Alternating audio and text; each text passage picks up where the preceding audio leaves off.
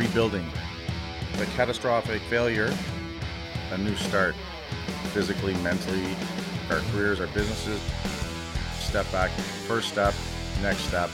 The driver in me just wants to get it done tomorrow. We'll do this, do that, let's move this, where are we at with this? You build some confidence, build some self-esteem, start to feel better about yourself.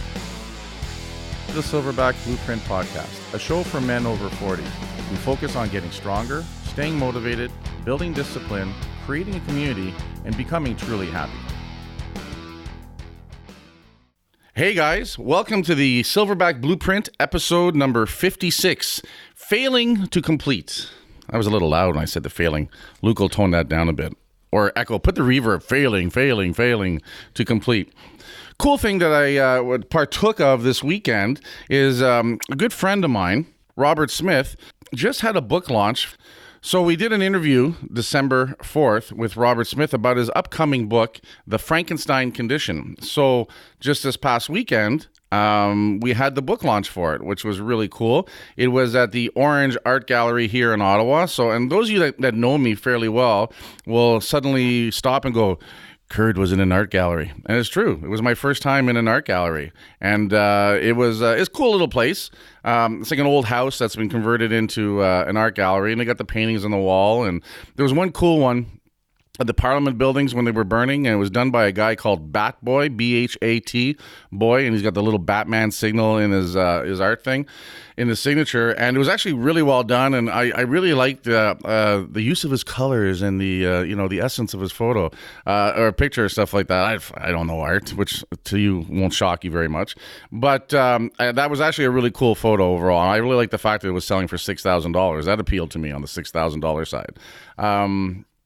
But it was cool, right? So we often talk about doing things outside of our normal parameters, step outside our comfort zone. So me going to a book launch and going to an art gallery are a 1-2 punch right there overall. But I mean, Robert's a really cool guy. He's got a phenomenal boutique branding company called Green Melon. They've done some outstanding stuff and just a good guy. And if you go back and listen to the interview that we did December 4th, we talk about him. We talk about, his life up to now, the motivation for the book, the inspiration for the book, what the book entails and stuff. Obviously a sharply designed book, really cool. A nice read, a smart read, and just the way he breaks down, the concepts of how we deal with our own, things that we do through our mental, capacities and our failures and where we try to be certain things and we're worried about how we're looking on different things to other people and our concept of what we think is right. Is very interesting how he covers that. And I really like how he broke it down using the analogy of Frankenstein. And a really cool story. He told a really cool story about the illustrator. And the illustrator that he got for it was actually a guy who had done a bunch of illustrations for a remake of Mary Shelley's Frankenstein. And Robert was always looking at these photos and was inspired by them. And, when it came time for the book, he talked about how, he had to figure something out for an illustrator. So he goes, well, why don't I just contact this guy? What's the worst that's going to happen? So he sends out an email, a couple emails back and forth. Next thing you know, he gets this guy who agrees to do the illustration. So really sharp, cool, medieval type look to the arts and stuff like that, the illustrations.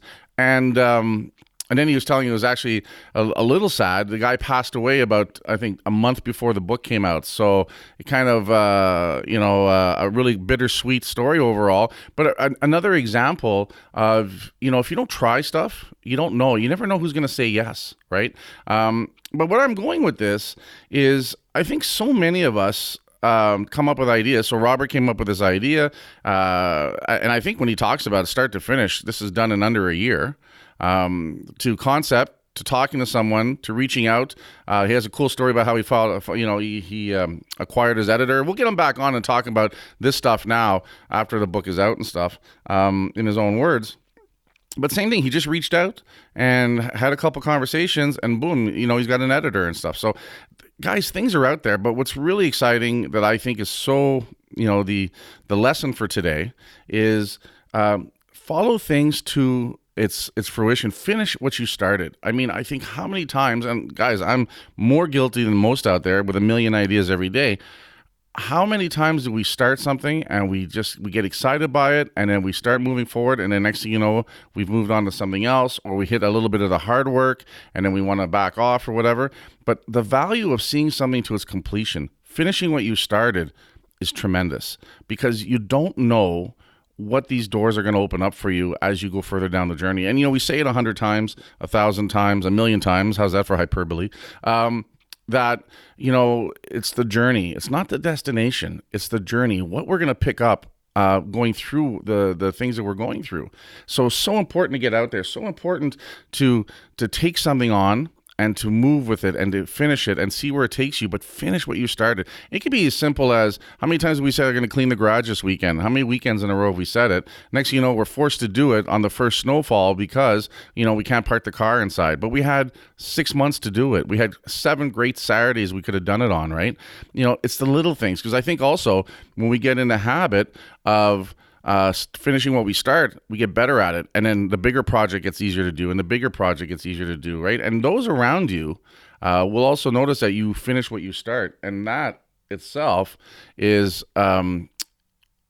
it's a character trait that others who get shit done will see in you. And then all of a sudden you'll raise a little higher in their eyes, right? We talk about that circle of 5 and that influence, because so many people say they're going to do stuff. So many people start and never finish. And it's the norm, unfortunately, right? Now, under the best intentions, sometimes that happens because we have a lot of things that come at us. That's why we got to be passionate about what we're doing. We have to have we talked about it before, about having a very big why. Right? Because the why, the stronger the why, the bigger the passion behind the project or the goal or the vision, the odds of success greatly increase as you have to weather the storm and the rough times between you and your end goal and stuff. So I think that's super important. But I also believe that every one of us out there has 1 or 2 things that's inside us that we want to complete. So it might be writing a book like Robert did. It might be, making a movie. It might be, writing a song. It might be losing 50 pounds. It might be competing in a sport or an event. It might be, there's something in all of us, right? They say that everyone's got a book in them and stuff. I don't know if I believe in that. But I think we all have something deep down inside we wish we could do, a passion that we, for whatever reason, fell to the wayside. We got busy, and there's good reasons sometimes that come up. We start a family, we have jobs, we have careers. So there's less time, less energy to work on other things, right? You're just trying to get through to Friday. You're just trying to survive the weekend with the kids and then start all over again on Monday.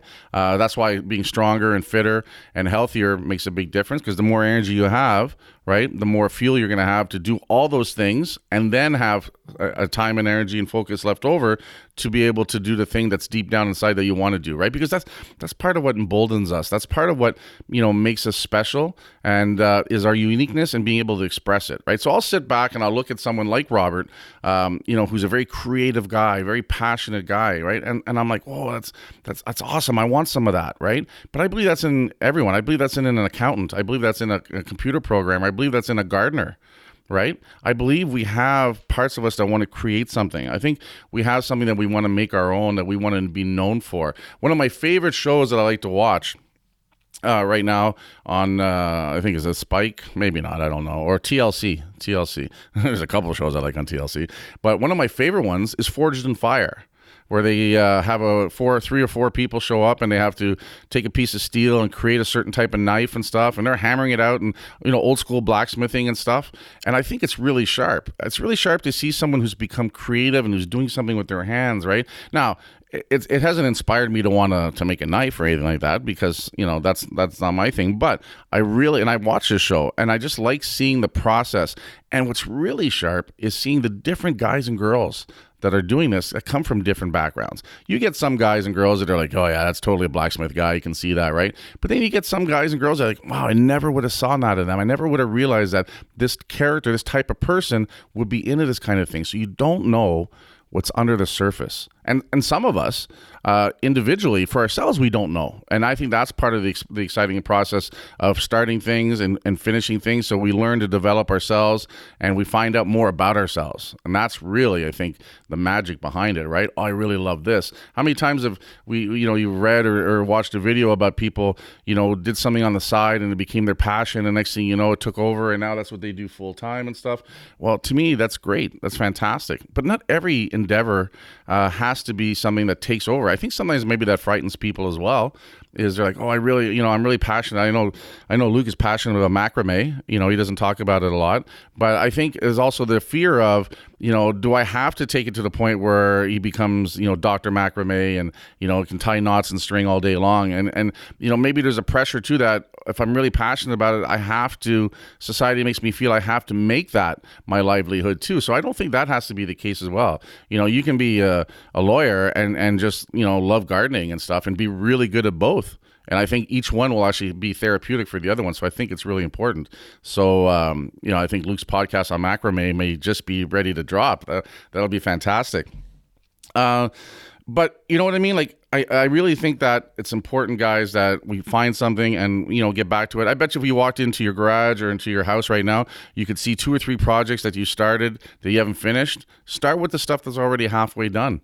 Right? Get back into it, finish that up, and then move on to the next thing. Don't overwhelm yourself. Don't try to turn around, sit there and say, I got 100 things I want to do and stuff.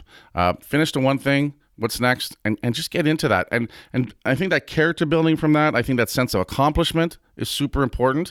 And I think just along the way, that journey is going to make a difference. Even if it's something as simple. I know we had something going on around the house here where I had to finish some trim along the floor. And I did it. And I remember my wife and I both looked back, and like, finally it's done. And then we both looked at each other and going, man, I suck at this.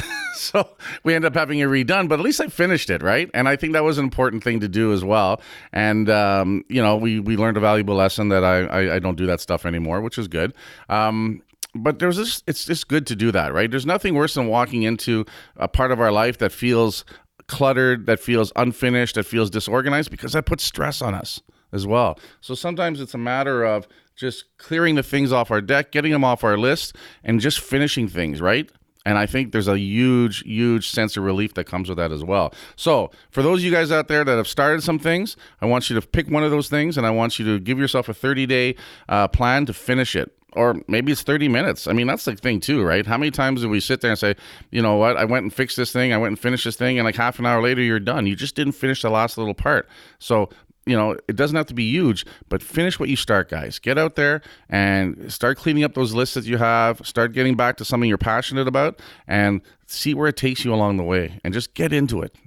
And that's all I got to say about that for today, guys. Head on over to iTunes. Leave us a 5-star review. I see we got a couple more the other day. That's excellent. I think at the bottom, depending on the device that you're listening to, you can actually review it at the end of this. As always, Silverbacks, head on over to hostilegear.com. Use the code Silverback and you get 20% off. I know we've got more hoodies coming out, a couple different designs, a couple new colors.